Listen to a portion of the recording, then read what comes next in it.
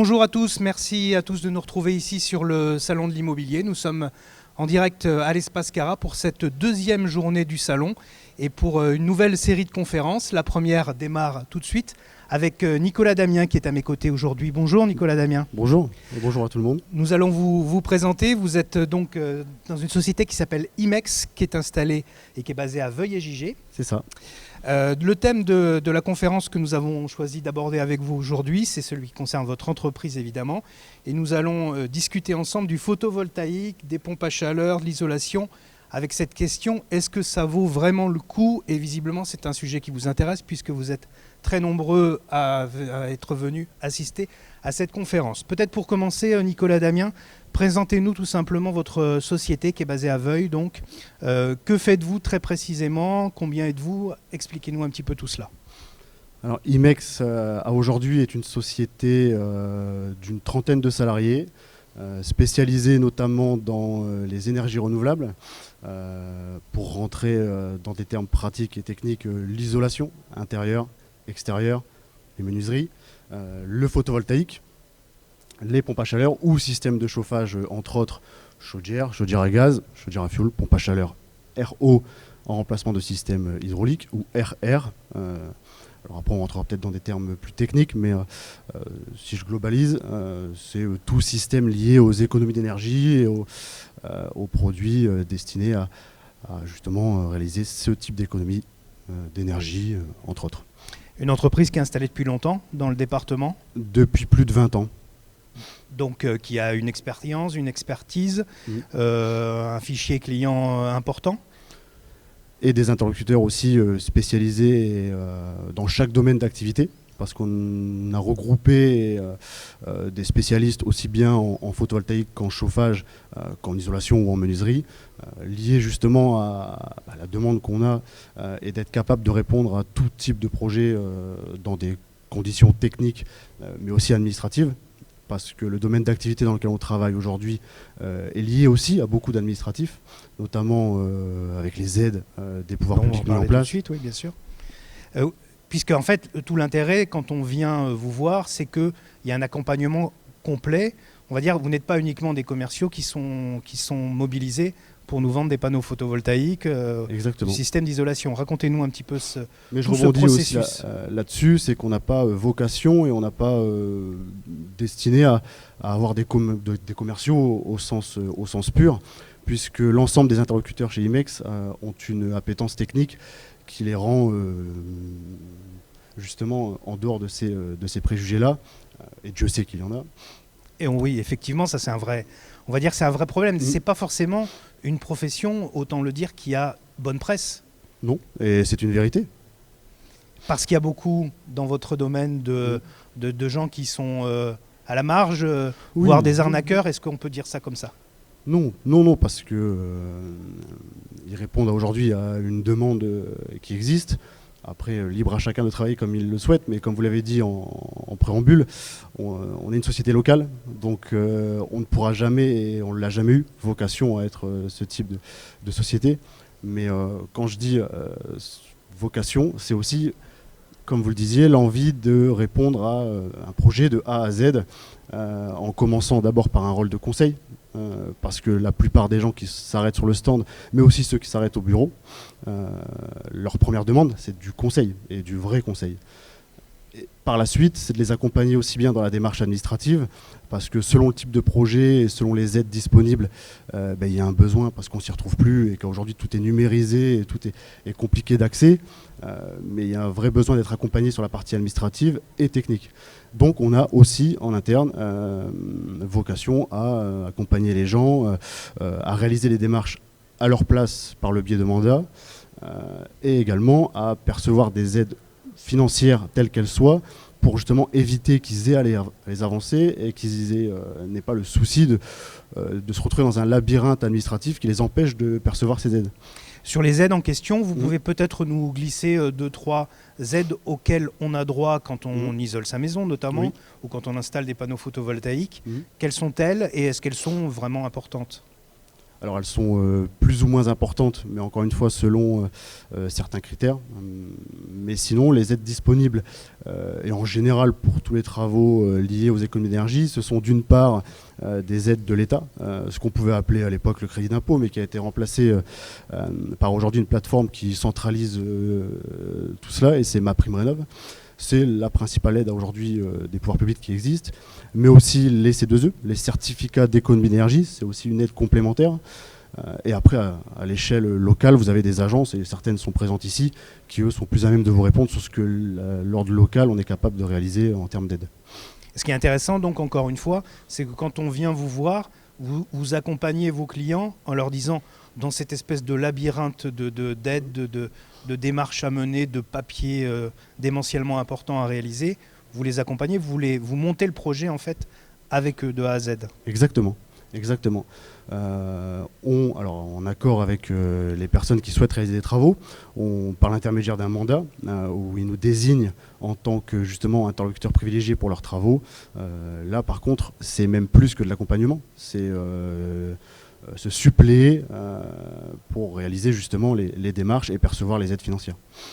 Alors, une question qu'on se pose tous en tant que client, et c'est la question que l'on a posée pour ce débat, c'est est-ce que tout ça vaut vraiment le coup?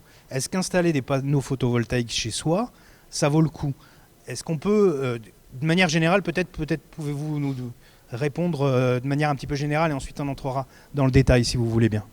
Je pense que la question est-ce que ça vaut le coup, elle est déjà répondue. Sinon, il n'y aurait pas autant de monde. Ça vaut le coup, oui, mais comment ça vaut le coup? C'est-à-dire, comment c'est amené? Qu'est-ce qui est possible d'être réalisé, parce que chaque personne a une habitation qui a des caractéristiques différentes. Est-ce que ça vaut vraiment le coup? Oui. Par contre, selon certains critères et selon certains types d'habitation, et encore une fois, c'est de l'accompagnement personnalisé pour chaque dossier. Il n'y a pas une réponse globalisée, il y a en revanche des réponses. Il y en a plusieurs. Maintenant, en tant que professionnel, et ça je parle en tout cas pour notre profession, c'est d'être capable de donner la bonne réponse et de conseiller sur la bonne réponse. Alors donc, vous nous dites que la réponse, elle dépend de chaque projet, mais j'aimerais quand même qu'on essaie d'avoir quelques éléments de réponse, parce que les gens qui nous écoutent, qui nous regardent, ont forcément cette envie-là de savoir à peu près ce que ça peut leur coûter. Si prenons un exemple, j'ai un pavillon de 100 mètres carrés, je veux installer des panneaux photovoltaïques, ma maison est assez récente, ça me coûte combien d'installer ces panneaux? Quand vous dites assez récente, on prend les normes type ERT 2012 ? Admettons qu'on prenne effectivement cet exemple-là. Alors, on va aller plus loin. Prenons aussi le cas où on est sur des personnes, deux personnes, parce que effectivement, le photovoltaïque et le nombre de panneaux qu'on va installer vont forcément dépendre de ce que vous consommez. Donc prenons un cas concret où en moyenne, sur une maison récente de 100 mètres carrés, la moyenne est à peu près à 5000 kWh. 5000 kWh. C'est quoi? C'est une famille avec des enfants? C'est quoi? Ou pas spécialement des enfants, non, deux personnes. Bon, partons du principe, donc deux personnes. Parce que les enfants, après, est-ce qu'ils sont encore à la maison? Bon, partons effectivement sur cet exemple-là, une maison de 100 mètres carrés avec deux personnes. Admettons qu'on ait deux personnes sur une maison de 100 mètres carrés relativement récente, bien isolée, où les travaux énergétiques ont été faits auparavant, parce qu'encore une fois, il y a tout un tas de paramètres à prendre en compte, mais partons du principe où il y a 5000 kWh. En pratique, il faudrait installer 8 panneaux. 8 panneaux, en fait, si vous préférez un panneau, c'est l'équivalent de 3. Alors, selon le type de panneau, parce que c'est pareil, il existe une multitude de panneaux sur le marché, mais on va prendre une moyenne de 400 watts le panneau. 400 watts le panneau, ce qui signifie que vous devez installer 7 à 8 panneaux pour arriver à une installation qu'on appelle de 3 kg. Là, ces 3 kg-là, à l'année, exposés plein sud, parce qu'on reste encore dans de la théorie, mais exposés plein sud vont produire, parce que c'est du productible, sur un an, à peu de choses près, entre 3500 et 4000 kWh. Donc vous voyez, c'est déjà, quand on prend sur la pratique, quasiment l'équivalent de ce qu'on consomme. C'est ça, 3500, 4000 kWh, c'est l'équivalent d'une consommation moyenne pour standard, voilà, standard. Par contre, c'est ce productible. Alors il existe aussi différents types de contrats possibles, mais partons du principe où on souhaite l'autoconsommer pour sa propre habitation, c'est l'équivalent, vous voyez, de quasiment 90% de ce qu'on est capable de consommer. En revanche, c'est la façon dont on le consomme qui est importante, parce que la production, elle est dépendante de l'énergie solaire, donc il faut forcément qu'il y ait un minimum de luminosité, et c'est la façon dont on va utiliser cette énergie, mettre en route des choses énergivores et qui consomment à des moments où est-ce qu'on produit. Donc, c'est-à-dire qu'il faut être raisonnable, il faut allumer sa machine à laver plutôt la nuit, il faut la programmer la nuit, son lave-vaisselle aussi. Et quand il fait trop froid, peut-être baisser un peu le chauffage électrique, enfin, ou en tout cas avoir des dispositifs. Ou un cumulus électrique qu'on va mettre en route à des heures de la journée, parce qu'on est resté sur un standard de heure pleine, heure creuse qui a longtemps existé. Mais par exemple, là, à l'inverse, le mettre en route à des moments où on sait qu'on va produire. Ce productible, comme je le disais, là c'est une globalisation sur une année. Mais encore une fois, il existe des contrats qui permettent aussi, parce que vous n'allez pas utiliser tout ce productible, parce que parfois vous n'êtes pas là, parfois vous partez en vacances, parfois vous allez travailler, pour des raisons quelconques. Mais il y a du productible qui va être réinjecté dans le réseau, automatiquement. Et qui est réinjecté dans le réseau pour faire quoi? Pour le revendre? Selon le type de contrat, on peut faire ce qu'on appelle de la revente de surplus. C'est-à-dire que ce productible réinjecté dans le réseau va être, à aujourd'hui, racheté à l'ordre de 10 centimes. Donc vous voyez, il y a toute une panel de possibilités qui permet de ne pas perdre l'énergie. C'est-à-dire qu'elle n'est pas perdue au sens propre du terme.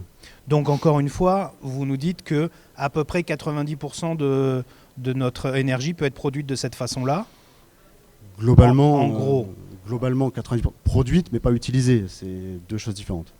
Et la question à laquelle vous n'avez pas répondu, c'est combien ça me coûte d'installer ces 8 panneaux photovoltaïques qui me permettront de produire 90% de mon énergie. Grosso modo, j'ai bien compris que ça dépendait des habitations, mais donnez-nous peut-être une fourchette. La fourchette, elle va dépendre aussi, et ça il faut le prendre en considération, elle va dépendre aussi de la typologie du panneau, parce qu'il existe des panneaux avec des technologies différentes, des technologies plus standards, des technologies un peu plus évoluées, mais aussi du service mis en place, parce que vous avez une partie administrative, vous avez tout du moins des choses qui s'ajoutent au fur et à mesure. Mais si je prends une fourchette, vous pouvez partir sur le principe où vous êtes entre 8 et 11 000 € sur une installation comme celle-ci. D'accord. C'est-à-dire que quand on voit certains de vos concurrents qui proposent l'équivalent pour 30 000 €, c'est démentiellement important. Moi, après, j'en parlerai pas parce que c'est pas le même métier. Je les laisse où ils sont et nous, on travaille comme on a envie de travailler et ils ne m'intéressent pas. Donc 8 panneaux, entre 8 et 11 000 €, et avec la possibilité de faire des économies. Exactement. Est-ce que quand on s'engage dans ce type de projet, il vaut mieux être jeune, comme vous, avoir une trentaine d'années, ou être plus âgé, comme moi, en avoir plutôt 50, voire 60, puisque on peut être amené à prendre un crédit? Est-ce que ça vaut le coup sur plusieurs années, ou est-ce qu'il vaut mieux s'engager dans ce type de projet plutôt jeune? Mais vous savez, ça existe pour tout type d'investissement, pas que pour le photovoltaïque. La réponse, elle est toute simple, c'est que le photovoltaïque, à partir du moment où vous l'investissez, les économies, elles sont directes. Dès la mise en service, les économies, elles sont visibles au jour le jour, de manière hebdomadaire ou de manière mensuelle ou annuelle. L'investissement, parce que l'investissement dans l'idée générale, c'est un investissement financier, oui, mais l'investissement, c'est aussi écologique, c'est aussi économique. Donc ça dépend quel type d'investissement on veut réaliser. Vos clients, ceux qui viennent vers vous et qui font cette démarche, en général, c'est quoi? Ils viennent parce qu'ils veulent faire un geste écolo, ils veulent faire des économies d'énergie, les deux, l'un, l'autre?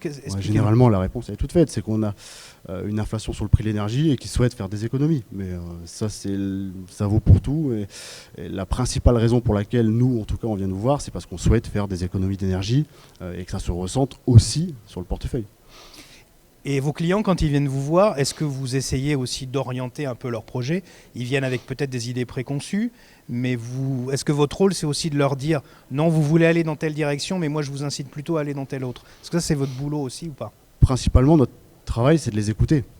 Parce que les personnes sont les mieux placées pour connaître leur maison. Donc d'abord, c'est de les écouter, et en fonction de leurs besoins, c'est de répondre à un besoin et de les orienter vers les solutions avec nos bagages techniques les plus adaptés à ce qu'eux souhaitent. On a longuement parlé hier dans une précédente rencontre du diagnostic de performance énergétique. Oui, exact. Depuis le 1er janvier, les logements les moins bien isolés ne peuvent plus être loués. Est-ce que cette obligation désormais faite aux propriétaires d'isoler mieux, est-ce que ça peut... Est-ce que c'est peut-être une bouffée d'oxygène pour votre profession ou pas? Pas spécialement, par contre ça ouvre plus de portes puisque les aides depuis quelque temps n'ont pas été ouvertes qu'aux propriétaires occupants, mais aussi aux propriétaires bailleurs.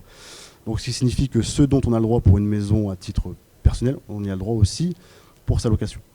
Donc non, ça a ouvert par contre plus de portes, ça oui. Mais encore une fois, je pense que le bien, qu'il soit en location ou pour un propriétaire occupant, il se doit d'être valorisé. Et je pense que ça tend vers le bon sens. Il y a quelques jours, dans Charente Libre, on a raconté l'histoire de deux propriétaires qui sont dans le Cognaçais et qui sont allés au Salon de l'Habitat, qui ont rencontré un professionnel dans votre domaine, mais c'était une grosse entreprise. Et sur le salon, ils ont signé un contrat de 30 000 € chacun pour se rencontre après coup qui s'était peut-être fait un petit peu embobiner, ou en tout cas, ils avaient cédé au bagou de ce commercial. Et ils sont désormais, ils regrettent évidemment, ils regrettent après coup cet achat. Il s'agissait en l'occurrence d'une société qui était pas du tout charentaise. Est-ce que, encore une fois, le fait d'être une société locale, quand on est une société locale, on ne peut pas se permettre ça? En théorie, oui, mais on l'a déjà vu. Ça a eu existé. Le principe même d'être local, c'est avant tout de pouvoir être présent et être à proximité en cas de besoin. Parce qu'effectivement, l'installation, elle va peut-être pas durer longtemps, elle va peut-être durer 1 journée, 2 journées, 3 journées. Mais être capable de revenir, être capable de revoir les gens avec qui on a travaillé, ça c'est être local. Après en interne c'est autre chose, il faut être capable aussi de former les équipes, de les former à tout type d'équipement parce qu'il en existe une multitude, mais aussi être capable de les former sur ce qui va arriver sur le marché, quelles sont les nouvelles recherches et développements sur ce type de produit. Mais c'est ça aussi être local, c'est être capable de répondre à tout dans un temps imparti, mais aussi d'être là après et d'être capable de réintervenir s'il y a besoin, de retourner, parce que la vocation que nous on a, c'est aussi d'installer, mais c'est aussi d'entretenir, de dépanner et d'être là encore dans quelques années. Donc ça veut dire qu'une fois qu'on a signé un contrat avec vous et que le matériel est livré et installé, vous ne disparaissez pas dans la nature et vous êtes là pour poursuivre, accompagner, Exactement. Régler les problèmes. C'est Exactement. aussi votre boulot. Et c'est ça aussi être local. Merci beaucoup Nicolas Damien d'avoir répondu à nos questions. Cette émission est à voir et à revoir sur charentelibre.fr. Merci à tous de nous avoir suivis. On se retrouve tout à l'heure à 14h pour la prochaine conférence. Bonne journée à tous.